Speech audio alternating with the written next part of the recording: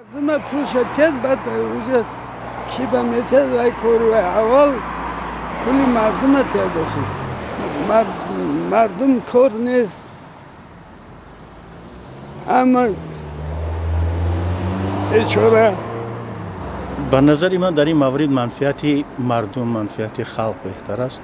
چونکه اونها احتیاجاتی که برای زندگی دارند مثلا برای پرداخت تحصیل فرزندانشان در مکتب‌ها در دانشگاه‌ها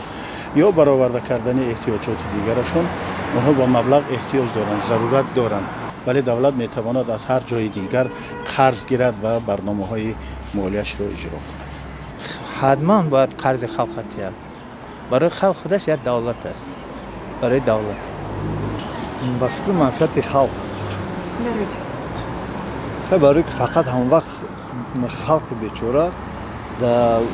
در آخر میموند یگان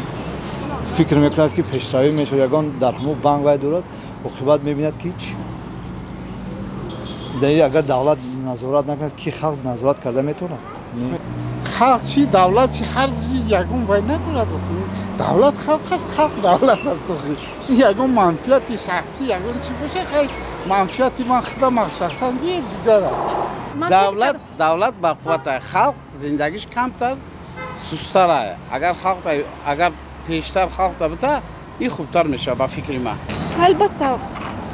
اول اون صادرات بانک سومی دولت پرداخت میکرد دولت البته در برابر خودش همین خلق میخورد و خلق رو از این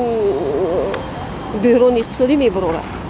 البته باید که مشکلی انسان ها یک مردم شهروندان حل شود دولت بودجه خودش داره باید که